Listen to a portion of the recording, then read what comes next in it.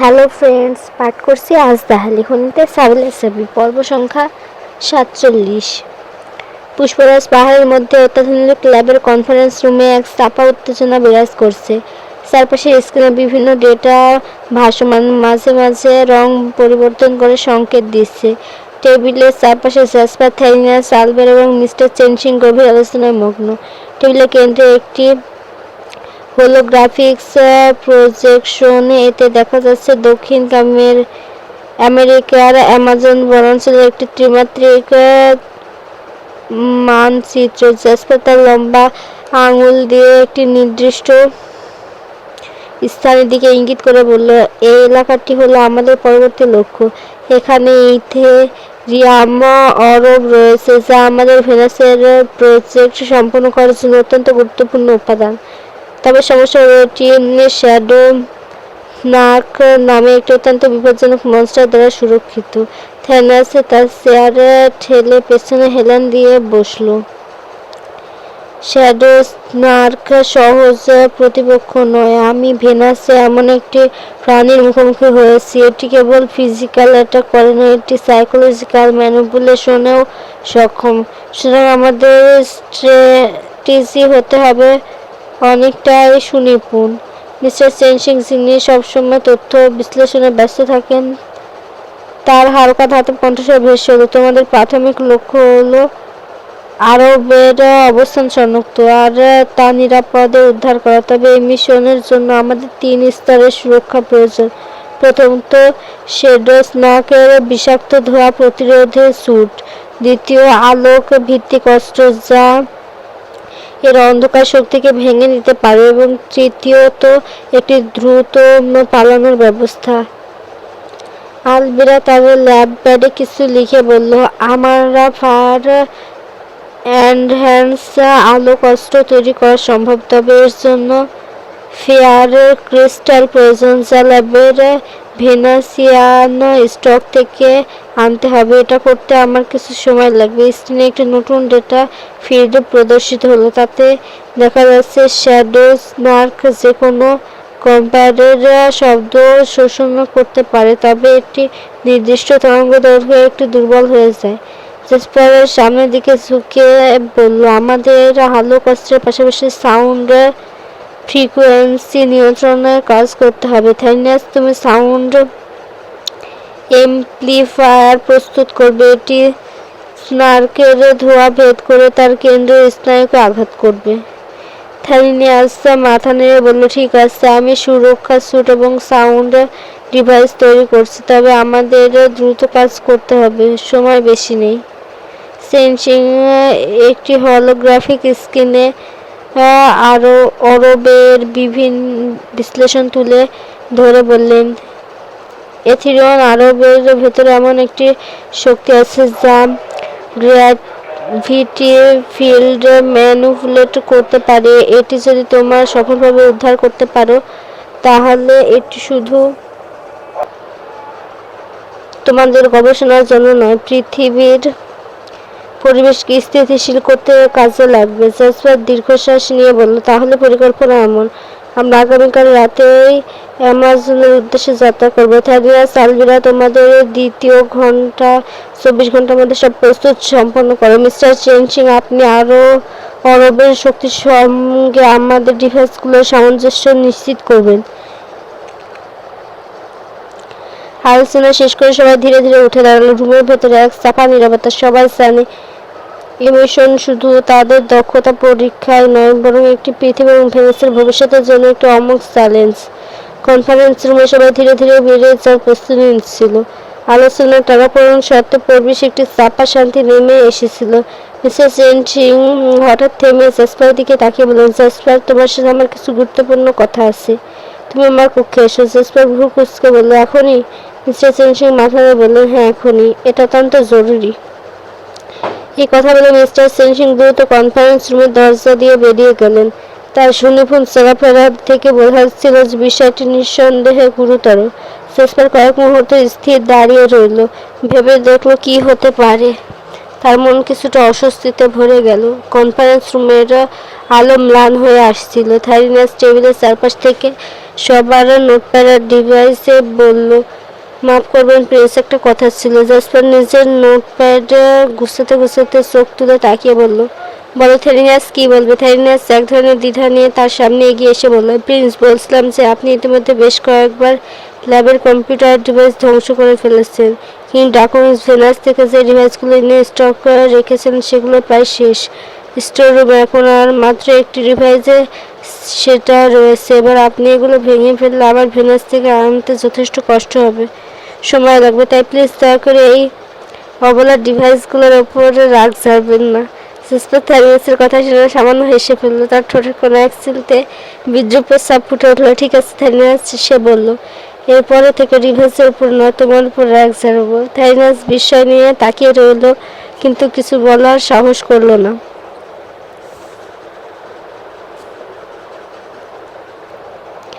Jasper নোটপ্যাডটি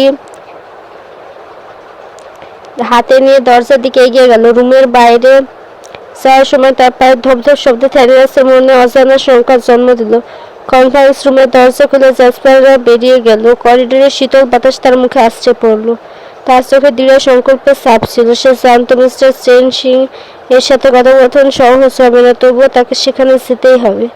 থাইরিনাস পেছন দ্বারা চুপচাপ তার যা দেখল। সে নিজেই মনে মনে বলল, প্রিন্স আর তার রাগ কোনো একদিন এটাই হয়তো আমাদের সবার জন্য ঝামেলা ডেকে আনবে। এরপর সে ধীর পায়ে রুমের বাকি সরঞ্জাম গোছানোর কাছে মন দিল, যেন সেগুলো আর কোনোভাবে জাসপারের ক্রোধের শিকার না হয়। ল্যাবরেটরি প্রস্তুত, করিডর ধরে এগিয়ে চলল জাসপার। তার পায়ের শব্দ কাছের মেঝেতে প্রতিধ্বনি তুলছিল, আর চারপাশে ভাসমান মনিটর, বিভিন্ন গ্রাফ এবং ডেটা চলমান ছিল। চেন সিং এর কক্ষটি ছিল ল্যাবের এক কোণে। দরজায় পৌঁছে জাসপার হালকা চাপ দিল, আর দরজা ধীরে ধীরে খুলে গেল। জাসপার মিস্টার চেন সিং এর কক্ষে প্রবেশ করতে চেন সিং তাকে দেখে গম্ভীর মুখে বললেন, তোমার জন্য অপেক্ষা করছিলাম। জাসপার বসো, আমাদের কিছু জরুরি কথা আছে।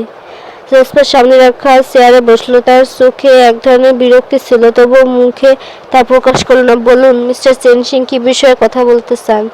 চেন সিং হাত গুটিয়ে নিজেকে চেয়ারে হেলান দিয়ে বললেন, তুমি হয়তো জানো আমি কেন তোমায় আলাদা ডেকেছি। বিষয়টা আমার নাতনি ফিওনাকে নিয়ে। জাসপার একটু এগিয়ে বসে বলল, দেখুন মিস্টার চেন সিং, আমি আগেও বলেছি, যখন আমার কাজ শেষ হবে আমি ফিওনা এবং আপনাকে চীনে পৌঁছে দিয়ে ভেনাসে ফিরে যাব। তাহলে এ বিষয়ে আর কথা বলার কি দরকার? চেন সিং তখন এক গভীর দৃষ্টিতে তার দিকে তাকালেন। আমি এই বিষয়ে কথা বলতে চাই না জাসপার, আমি অন্য বিষয়ে কথা বলতে চাই। তোমার মনে নেই তুমি আমাকে বলেছিলে তুমি প্রমাণ করবে যে ফিওনা তোমার সৌন্দর্যে মুগ্ধ হয়ে কোনো আবেগের প্রভাবে ভাসছে না, বরং সে তোমায় সত্যি সত্যি ভালোবাসে। আমি এখন সেই প্রমাণ দেখতে চাই। জাসপারের মুখে হঠাৎ কঠোর হয়ে উঠল। তার চোখে এক ধরনের আগ্রহ আর রাগ মিশ্রিত হয়েছিল। আপনার বিশ্বাস নেই তাই তো? সে ঠান্ডা স্বরে বলল, আপনি কি ভেবেছেন ফিওনাকে বলে আমার সৌন্দর্যের ফাঁদে পড়ে আবেগের বশে আমার সাথে থাকছে? চেন সিং ঠান্ডা গলায় বললেন, আমি জানি না জাসপার, আমি একজন বৈজ্ঞানিক। আমার কাজ হলো প্রমাণ খোঁজা। তুমি যদি বলো ফিওনা তোমাকে সত্যি ভালোবাসে, তাহলে তা প্রমাণ করো। যদি তুমি তা করতে পারো, আমি আর কখনো আর ফিওনা সম্পর্কে প্রশ্ন তুলব না। জাসপার গম্ভীরভাবে এক মুহূর্তের জন্য ভাবলো, তারপর সে উঠে দাঁড়িয়ে বলল, ঠিক আছে, আমি প্রমাণ করব। আমি মনে রাখবেন মিস্টার চেন সিং, সেই প্রমাণের পর ফিওনার লাইফের সবকিছু আমার দায়িত্বে থাকবে। মিস্টার চেন সিং হালকা হেসে বললেন, আমি অপেক্ষা করব জাসপার, দেখি তুমি কি প্রমাণ করো। জাসপার কোনো কথা না বলে ঘুরে দাঁড়াল। তার মনের ভেতরে এখন নতুন এক পরিকল্পনার বীজ অঙ্কুরিত হচ্ছিল। জাসপার মিস্টার চেন সিং এর কক্ষে দরজার সামনে দাঁড়াতে গম্ভীর কণ্ঠে বলল, আমি আজ রাতেই প্রমাণ করব, আপনাকে আর বেশি অপেক্ষা করতে হবে না। চেন সিং এক ভ্রু উঁচিয়ে বলল, আজ রাতে? এত দ্রুত কিভাবে? জাসপার তার স্বাভাবিক আত্মবিশ্বাসী ভঙ্গিতে উত্তর দিল, আপনার উত্তর পেতে খুব বেশি সময় লাগবে না। আমি এখন যাচ্ছি, কিছুক্ষণ পরে এথিরনকে পাঠাবো, সে আপনাকে নিয়ে বের হয়ে আসবে। আমি তার আগে সব প্রস্তুত সেরে ফেলবো। চেন সিং কিছু বলতে যাচ্ছিল, কিন্তু তার আগেই জাসপার দ্রুত ঘুরে দরজায় খুলে বেরিয়ে গেল। তার পায়ের শব্দ কক্ষের বাইরে মিলিয়ে যাওয়ার পর চেন সিং নিঃশ্বাস ফেলে নিজের চেয়ারে হেলান দিল। তার চোখে মিশ্র অনুভূতির ছায়া। দেখি ড্রাগন প্রিন্স জাসপার, তোমার সাহস আর আত্মবিশ্বাস কতটা ঠিক। চেন সিং নিজে নিজে বিড়বিড় করলো, এদিকে জ্যাসপার ল্যাবের করিডোর ধরে দ্রুত এগিয়ে গেল, তার মুখে এক অনমনীয় দৃঢ়তা স্পষ্ট। নিজের পরিকল্পনা নিয়ে সে এক মুহূর্তের জন্য দ্বিধায় ছিল না। কিন্তু আজ রাতে আমি সবাইকে প্রমাণ করব তুমি আমাকে কেবল মুগ্ধ হয়ে নয়, সত্যিকার অর্থে ভালোবাসো, সে মনে মনে বলল। ল্যাবের দরজা বাইরে দাঁড়িয়ে জ্যাসপার থাইনিয়াসকে নির্দেশ দিল। থাইনিয়াস, আমি একটা সিগন্যাল পাঠানোর সাথে সাথে তুমি মিস্টার চেনসিংকে নিয়ে ল্যাবের বাইরে যাবে আর সিগন্যালের লোকেশনে থাকবে। থাইনিয়াস একটু অবাক হয়ে বলল, আপনার পরিকল্পনা কি প্রিন্স? জ্যাসপার তাদেরকে তাকে এক ঠান্ডা হাসি দিল। তোমার জন্য সেই গল্প নয় থাইনিয়াস, শুধু আমার নির্দেশ পালন করো এবং দয়া করে আর কোনো প্রশ্ন করো না। থাইনিয়াস মাথা নাড়ল। আচ্ছা প্রিন্স, আপনার নির্দেশ অনুযায়ী কাজ করব, তবে আশা করছি আপনি আর কোনো ডিভাইস ভাঙবেন না। জ্যাসপার তার দিকে এক দৃষ্টি ছুড়ে দিয়ে দ্রুত নিচের গন্তব্যের দিকে রওনা দিল, তার চোখে এক গভীর সংকল্পের ছাপ। আজ রাতটি তার এবং ফিওনার জন্য নতুন কিছু বয়ে আনতে চলেছে। রাত গভীর হলো। ল্যাবের গোপন কক্ষটি এক অদ্ভুত নীরবতায় আচ্ছন্ন। জ্যাসপার নিজের চেম্বারে ঢুকে দরজা বন্ধ করল। এই ঘরটি তার একান্ত নিজস্ব, যেখানে অন্য কারো প্রবেশ নিষেধ। দেয়ালে ঝুলে থাকা মনিটরের নীল আলোক সজ্জাটি তার মুখেই পড়ল। তার চোখের গভীরতায় একা দুঃখ মাখা কিন্তু অদম্য সংকল্প ফুটে উঠল। সে মনিটরের সামনে দাঁড়িয়ে কিছু ডেটা স্ক্যান করলো, তারপর ধীরে ধীরে একটি কেমিক্যালের বোতল তুলে নিল। বোতলটির ভেতরে ছিল একটি স্বচ্ছ উজ্জ্বল তরলের একটি বিশেষ কেমিক্যাল, যার নাম ছিল ফিনোমাইন। এটি একটি শক্তিশালী ড্রাগ, যা মানব রূপের অবস্থায় কৃত্রিম উপায়ে ড্রাগন শক্তি স্থানান্তরিত করে। তারপরে কিছুক্ষণের জন্য মানব দেহে ফিজিওলজির পরিবর্তন ঘটে, যা ফলস্বরূপ কুৎসিত এবং ভয়ঙ্কর চেহারা তৈরি করে। জ্যাসপার বোতলটি খুলে সেই কেমিক্যালটি ধীরে ধীরে নিজের মধ্যে প্রবাহিত করতে লাগলো। প্রথমে একটি তার শরীরে কোনো অনুভূতি তৈরি করলো না, কিন্তু কয়েক মিনিটের মধ্যে ধীরে ধীরে তার দেহ উত্তেজনা অনুভূত হতে শুরু করলো। কেমিক্যালটির প্রভাব শুরু হলো, এটি যার রক্ত প্রবাহ ছড়িয়ে পড়ে এবং শরীরের অভ্যন্তরে অদ্ভুত পরিবর্তন ঘটাতে লাগলো। এটা সঠিক পথ, জ্যাসপার মনে মনে বলল। কিছুক্ষণের মধ্যে তার মুখে এবং শরীরে অদ্ভুত পরিবর্তন শুরু হলো। তার চামড়া কুঞ্চিত হতে লাগলো এবং চোখে এক উজ্জ্বল আলো ফুটে উঠল। ঠোঁটে ফুলে গেল আর কানের আকৃতির পরিবর্তন ঘটতে শুরু করলো। সে মিনার নিচের প্রতিফলন দেখে হতভম্ব হয়ে গেল। এই ধরনের বিকৃতি ঘটতে লাগলে তার মুখের কঠোর কাঠামো পরিবর্তন হতে শুরু করলো, যেন একটি ভয়ঙ্কর ড্রাগনে রূপান্তরিত হয়েছে। কি ভয়ঙ্কর লাগছে নিজেকে, সে আতঙ্কিত হয়ে ভাবতে লাগলো। তার শরীরের শক্তি অনুভূতি হচ্ছিল, কিন্তু সেই শক্তির সাথে যুক্ত ছিল ভয়াবহতা। তার চেহারা এখন অতি বিকৃত এবং কুৎসিত। এই কেমিক্যাল আমাকে আর্টিফিশিয়ালভাবে আমার প্রকৃত শক্তি দিতে চাচ্ছে। এরপর সে দ্রুত করিডোরে পেরিয়ে ল্যাব থেকে বেরিয়ে মাউন্টেন গ্লাস হাউসের দিকে রওনা দিল। তবে কেমিক্যালের প্রভাবে সে কিছুটা অসুস্থ এবং অস্বস্তিতে ভুগছিল। তার মুখে বিকৃতি এবং এত ভয়ঙ্কর নিচ্ছিল এবং এটা তার জন্য সবচেয়ে কার্যকর ছিল পরিকল্পনা। মাউন্টেন গ্লাস হাউসে প্রবেশ করার পরই সে প্রথমে আলবিরাকে খুঁজে পেল। আলবিরা লিভিং রুমে কিছু কাজ করছিল, কিন্তু জ্যাসপারের উপস্থিতি দেখে বুঝতে পারল যে কিছু গুরুতর বিষয় ঘটেছে। প্রিন্স, আপনি কি করছেন? আলবিরা তার বিকৃত চেহারা দেখে হতবাক হয়ে গেল। আলবিরা, আমার দিকে তাকিও না, জরুরি কথা আছে। ফিওনার কাছে গিয়ে বলো আমি তাকে মাউন্টেন গ্লাস হাউসের বাইরে পাহাড়ে ডেকেছি। জ্যাসপার বলল, তার কণ্ঠে দ্বিধা ছিল। প্রিন্স, আপনি আপনার চেহারা। আলবিরা বিস্ময়ে প্রায় চিৎকার করে উঠল। প্রশ্ন করো না আলবিরা, শুধু আমার বার্তাটি ফিওনার কাছে পৌঁছে দাও, বাকিটা আমি সামলে নেব। জ্যাসপার অঙ্গভঙ্গিতে কিছুটা শক্তি প্রদর্শন করলো, কিন্তু তার শরীরের বিকৃতি তাকে দুর্বল এবং অবসন্ন করে ফেলছিল। আলবিরা মাথা নাড়ল। ঠিক আছে প্রিন্স, আমি এখনই যাচ্ছি। জ্যাসপার কিছু না বলে সোজা লিভিং রুমের কাছে দেয়ালের দিকে এগিয়ে গেল। জানালার কাছে রাতের আলো আকাশ প্রতিফলিত হচ্ছে, আর দূরের পাহাড়ের চূড়াগুলো এক রহস্যময় ছায়ায় ঢাকা পড়েছিল। তার মনে তখন আরো একবার সেই সংকল্পে আটকে গেল, এবার সব পরিষ্কার হয়ে যাবে, সে মনে মনে বলল। আলবিরা দ্রুত ফিওনার কাছে চলে গেল, তবে সে জানতো না এই রাত্রি তাদের দুজনের মধ্যে কি অপেক্ষা করে রেখেছে।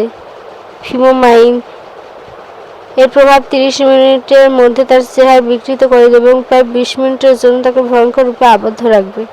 মাউন্টেন গ্লাস হাউসের বাইরে পাথুরে পথ বেয়ে ফিওনা ধীরে ধীরে পাহাড়ের চূড়ার দিকে যাচ্ছিল। অন্ধকার আকাশে তারা আলো মিলান, আর বাতাসে ছিল এক অজানা উত্তেজনার গন্ধ। জেসপার পাহাড়ের চূড়ায় দাঁড়িয়ে আকাশের দিকে তাকিয়েছিল। তার হাত এখনো বডি স্যুটের প্যাকেটে ঢোকানো। সে কিছু একটা লুকানোর চেষ্টা করছে। ফিওনা মৃদু স্বরে ডাকল, প্রিন্স। জেসপার ধীরে ধীরে ঘুরে গেল। তার মুখটা যেন এক অদ্ভুত আভায় আবৃত। চোখের নিচে গভীর রেখা, গালের চামড়া ঝলসে যাওয়ার মতো এবং ঠোঁটের কোণে এক নির্মম হাসি। শরীরের বাকি অংশে পরিবর্তন স্পষ্ট। মুখ, বুক আর বাহু থেকে বড় বড় আঁশ বেরিয়ে এসেছে, যা ড্রাগনের মতো দেখাচ্ছে। ফিওনা থমকে দাঁড়ালো, তার গলা শুকিয়ে এলো। তোমার চেহারা এমন কেন? এটা কি হয়েছে তোমার?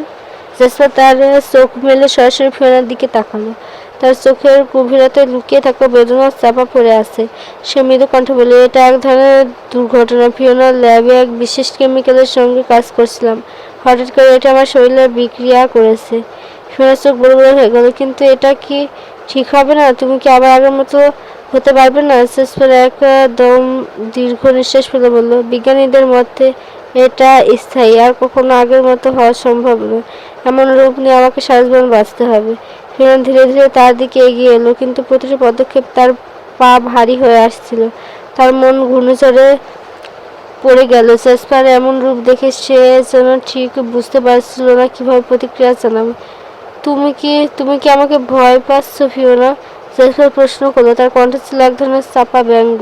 ফিওনা তার দিকে একসাথে তাকিয়ে বলল, আমি না ভয় পাচ্ছি না, কিন্তু এটা কিভাবে? জেসপার তার দিকে আরো এগিয়ে এলো। এবার তার কণ্ঠের দৃঢ়তা। তাহলে আমাকে বলো ফিওনা, এই রূপে আমাকে দেখে তুমি কি অনুভব করছো? ফিওনা হতবাক হয়ে গেল। সে সত্যি কিছু বলতে পারছিল না। জেসপার বিকৃত মুখ আর ড্রাগনের মতো শরীর দেখে তার মনের গভীরের জন্য ভয়ের ছায়া নেমে এলো।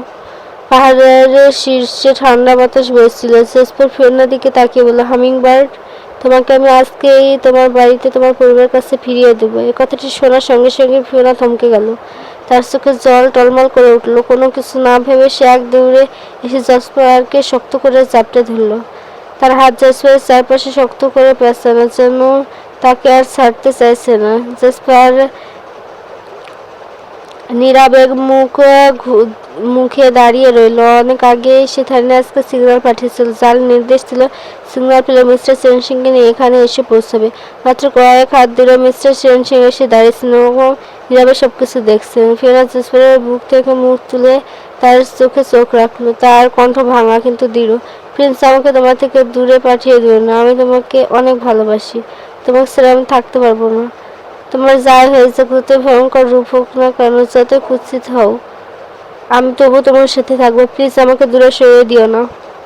জেসপার এক মুহূর্তের জন্য চুপ রইল। তার চোখে ম্লান হয়ে গেল, যেন কোনো গভীর দ্বন্দ্বের মধ্যে আটকে আছে। ধীরে ধীরে সে ফিওনার মুখের দিকে তাকিয়ে বলল, কিন্তু হামিংবার্ডের এই রূপ নিয়ে আমি কিভাবে তোমার সাথে থাকতে পারি? এটা কেবল শুরু। প্রতিদিন আমার রূপ আরও বিকট হবে। তুমি সহ্য করতে পারবে না। প্লিজ আমার কথা শোনো। ফিওনা কথা না বলে জেসপারের দিকে এগিয়ে এলো। তার চোখে কোনো দ্বিধা ছিল না। সে জানতো এই মুহূর্তে তাকে নিজের ভালোবাসার প্রমাণ দিতে হবে। জেসপার কিছু বলার আগে ফিওনা তার ঠোঁট ছাড়া জেসপারের কুৎসিত বিকট ঠোঁটে চেপে ধরল। চুম্বনটি গভীর, দৃঢ় আর সমস্ত ভালোবাসা দিয়ে পূর্ণ, যেন এই মুহূর্তে সে প্রমাণ করতে যাচ্ছে তার ভালোবাসা কোনো চেহারা, রূপ, অবস্থার উপর নির্ভর করে না। কয়েক হাত দূরে দাঁড়িয়ে থাকা মিস্টার সেনসিং এর সাথে সাথে ঘুরে দাঁড়ালেন। তার চোখে দৃশ্যটা ছিল যতটা অবিশ্বাস্য, ততটাই আবেগপূর্ণ। তার বুকের ভেতরে এক ধরনের ঝড় বয়ে গেল। তিনি জানলেন ফিওনার ভালোবাসা সত্যি নিঃস্বার্থ, শর্তহীন। জেসপার ধীরে ধীরে ফিওনা থেকে নিজেকে সরিয়ে নিল। তার চোখে এক ধরনের বিস্ময়। হামিংবার্ড, ফিওনা মৃদু হেসে নিজের ঠোঁট ছেড়া আলগা করে বলল, তোমার যাই হোক, আমি তোমার সাথে থাকবো। এটা কখনোই বদলাবে না। এটা বলেই পুনরায় চুম্বন করলো জেসপারের ঠোঁট ছেড়ায়। দূরে দাঁড়িয়ে থাকা মিস্টার সেনসিং নিজের মনে বললেন, এটা বোধহয় সত্যিকার ভালোবাসা। এমন ভালোবাসা মানুষকে অপরাজেয় করে তোলে। এই মুহূর্তে পাহাড়ের ঠান্ডা বাতাসের তারার আলো যেন দুজনকে আশীর্বাদ করলো। ভালোবাসার পরীক্ষায় ফিওনা উত্তীর্ণ হয়েছে, আর জেসপার বুঝলো তার জীবনে ভালোবাসার অর্থ কতটা গভীর। ফিওনা ধীরে ধীরে চুম্বন শেষ করে জেসপারের দিকে তাকালো। সে অবাক হয়ে দেখলো জেসপারের বিকৃত চেহারা আর নেই। তার আগে সে সুদর্শন সুপুরুষ রূপ ফিরে এসেছে। তার চামড়া সমস্ত পোড়া দাগ উধাও, শরীরে ড্রাগনের চিহ্নগুলো মিলিয়ে গেছে। প্রিন্স, তোমার মুখের শরীর সব ঠিক হয়ে গেছে। ফিওনা বিস্ময়ে ফিসফিস করে বলল, এটা কিভাবে সম্ভব হলো? জেসপার হাসলো, সেই পরিস্থিতি বাঁকা হাসি। তার ঠোঁটে এক রকমের দুষ্টুমির ঝলক ফুটে উঠল। হামিং বার্ড, সে বলল, তার কণ্ঠ গভীর এবং কোমল। আমি তো ভুলে গিয়েছিলাম তোমার মধ্যে আমার জন্য তৈরি বায়োকেমিক্যাল মেডিসিন আছে। তোমার ভালোবাসার স্পর্শে আর সেই চুমুই আমাকে সুস্থ করে দিল। শোনা অবাক হয়ে জেসপারের কথা শুনলো। তার মুখে লজ্জার একটি মৃদু ছাপ ফুটে উঠল। তাহলে আমার চুমুই আবার তোমাকে ঠিক করলো? জেসপার হেসে বলল, ঠিক তাই। তুমি জানো না হামিংবার্ড, তুমি শুধু আমার ভালোবাসা না, আমার জীবনও। তোমার একটুখানি স্পর্শে আমি নতুন করে বাঁচি। একথা বলে জেসপার ফিওনাকে শক্ত করে নিজের বাহুতে জড়িয়ে ধরলো। তার মুখে ফিওনার ঘাড়ে গুঁজে দিয়ে গভীরভাবে শ্বাস নিল। তার গলার গভীরে ধ্বনি যেন ফিওনার শরীরের শিহরণ জাগিয়ে তুলল। ফিওনা স্থির হয়ে দাঁড়িয়ে রইল। তার হৃদয়ে তুমুলভাবে ধুকপুক করছিল। জেসপারের উষ্ণতা, তার আলিঙ্গন, শক্তি সবকিছু যেন তাকে আরো বেশি করে জেসপারের প্রতি আকৃষ্ট করছিল। পাহাড়ের চূড়ায় দাঁড়িয়ে থাকা এই দুজন যেন পুরো পৃথিবী থেকে আলাদা একটি জগতে চলে গেল। ঠান্ডা বাতাসে তাদের ভালোবাসা মিশে গেল। দূরে তারা আর তাদের এই মুহূর্তকে আরো রোমাঞ্চকর করে তুলল। জেসপার ধীরে ধীরে ফিসফিস করে বলল, তোমার ভালোবাসা আমাকে শুধু সুস্থ করে দেয়নি, হামিংবার্ড আমাকে অজেয় করেছে। ফিওনার ঠোঁট মৃদু হাসি ফুটে উঠল। তার চোখে ভালোবাসার এক গভীর ছায়া। তোমার সাথে থাকায় আমার জীবনের সবচেয়ে বড় সুখ, প্রিন্স। জেসপার মনে মনে বলল, তুমি আমার ভালোবাসার পরীক্ষা বিজয়ী হয়েছে, আর আমি তোমার জন্য আমার প্রাণটাও দিয়ে দেব নির্দ্বিধায়। এ ভাবনায় তার হৃদয়ে একটি অদ্ভুত অনুভূতি জেগে উঠল। ফিওনার প্রতি তার ভালোবাসা এত গভীর যে তার জন্য নিজের জীবন উৎসর্গ করতে প্রস্তুত। সে জানত ফিওনা শুধু তার প্রেমিকা নয়, সে তার জীবনের একমাত্র আলো, যাকে ছাড়া তার অস্তিত্ব অসম্পূর্ণ। জেসপার কিছুক্ষণ ফিওনাকে আঁকড়ে ধরে থাকলো। মনে মনে ভেবে চলল, আমি যতদিন বেঁচে থাকবো তোমাকে কখনো দূরে যেতে দেব না। তুমি আমার জন্য যে ভালোবাসা দেখিয়েছো, সেই ভালোবাসা তোমাকে আমি চিরকাল রক্ষা করব। পায়ের চূড়ায় দাঁড়িয়ে জেসপার আশপাশের দিকে তাকালো। রাতের আকাশের নক্ষত্রগুলো যেন হীরের মতো জ্বলজ্বল করছে। শীতের বাতাস তার গায়ে লেগেছিল। কিন্তু সে মনে মনে তার প্রিয় হামিংবার্ডের কথা ভাবছিল। আজ রাত সে ফিওনাকে নিয়ে সময় কাটানোর পরিকল্পনা করছে। ফিওনা যখন জেসপারের আঙুলের মাঝে নিজের আঙুল দিয়ে আঁকড়ে ধরল, তখন জেসপার তাকে উজ্জ্বল হাসি দিয়ে স্বাগতম জানালো। চাঁদের আলোতে তার মুখের উজ্জ্বলতা যেন আরো বাড়িয়ে দিচ্ছিল। হামিংবার্ড, আজ রাতে আমাদের একটি বিশেষ সময়, জেসপার বলল। তার গলার উষ্ণতা ও আন্তরিকতা ছিল।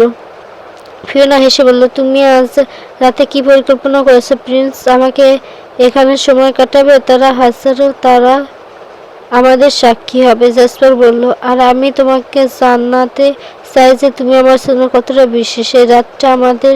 ফিওনার চোখে উজ্জ্বলতা ফুটে উঠল। সে বুঝতে পারছিল জেসপার আজ রাতে তার হৃদয়ে আরো অজানা কথা বলার জন্য প্রস্তুত। পাহাড়ের শীর্ষে তারা দুজনে একত্রে বসে থাকা রাতের পরিবেশ যেন একটা রোমাঞ্চকর স্বপ্নের মতো লাগছিল।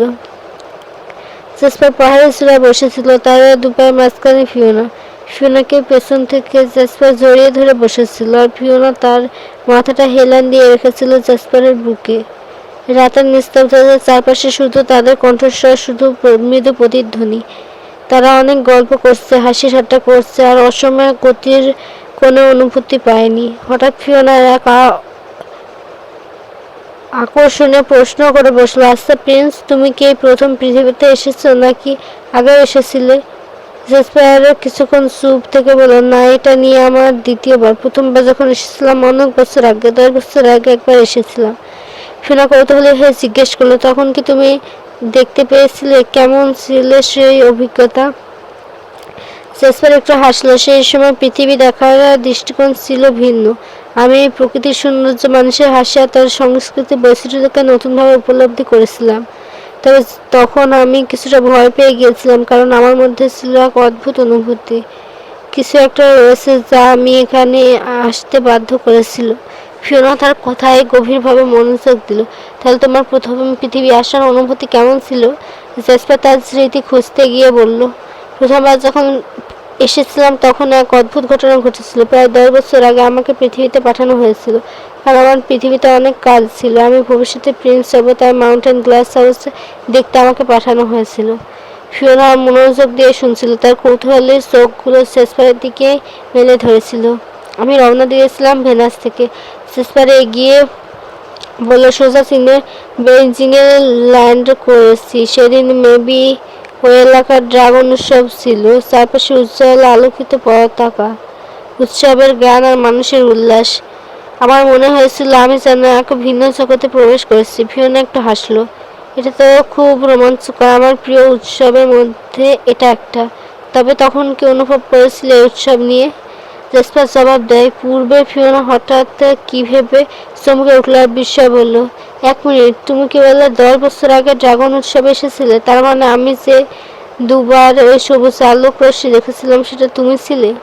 জেসপার মুহূর্তের জন্য থমকে গেল, তার চোখে বিস্ময় চমকিত। কি বলছো? তুমি সবুজ আলোক রশ্মি দেখেছো? কিন্তু কিভাবে? ড্রাগনরা যখন পৃথিবীতে কোনো মানুষ উপস্থিতি ল্যান্ড করে তখন আমরা আমাদের আসল রূপ লুকিয়ে রাখি। আলোক রশ্মি দেখা কোনো মানুষের পক্ষে সম্ভব না। ফিওনা কিছুক্ষণ চুপ থেকে বলল, কিন্তু আমি দেখেছি। তুমি এবার ড্রাগন উৎসবে যখন পৃথিবীতে এসেছো তখন আমি এই সবুজ আলোক রশ্মি দেখেছি। সেই মুহূর্তগুলো আমাকে এক অদ্ভুত অনুভূতি দিয়েছে। এটা অসম্ভব, জেসপার বলল। তার কৌতূহল আরও বাড়তে লাগলো। তবে যদি তুমি সত্যিও আলোক রশ্মি দেখে থাকো তাহলে এর মানে কি? হয়তো তোমার মধ্যে কিছু বিশেষ ক্ষমতা রয়েছে যা অন্যদের থেকে তোমার আলাদা করে। বিশেষ ক্ষমতা? ফিওনা একটু চিন্তিত হয়ে জিজ্ঞেস করলো। আমি তো একজন সাধারণ মানুষ, তুমি সাধারণ নও। হামিংবার্ড। জেসপার বলল, তুমি বিশেষ। তোমার মধ্যে এমন কিছু রয়েছে যা হয়তো তুমি জানো না। ড্রাগনদের সঙ্গে তোমার এই সংযোগের কারণেই তুমি সেই আলোক রশ্মি দেখতে পেরেছো। ফিওনার মনে কিছুটা গুঞ্জন হলো। তাহলে কি তুমি বলতে চাচ্ছ যে আমাদের মধ্যে কোনো যোগসূত্র রয়েছে? হয়তো আমার ভিতরে বিশেষ কিছু লুকিয়ে আছে। জেসপার তার চোখের গভীরতা আনলো। হতে পারে। তুমি যেহেতু সেই আলোক রশ্মি দেখেছিলে তাহলে তোমার সঙ্গে আমার সংযোগ আছে গভীর। ধন্যবাদ সকলকে। ভিডিওটি ক্ষমা দৃষ্টিতে দেখবেন। গল্পটি কেমন লাগলো কমেন্ট করে জানাবেন। আর পরবর্তী পর্বটি পেতে সাবস্ক্রাইব করে পাশে থাকবেন। ধন্যবাদ।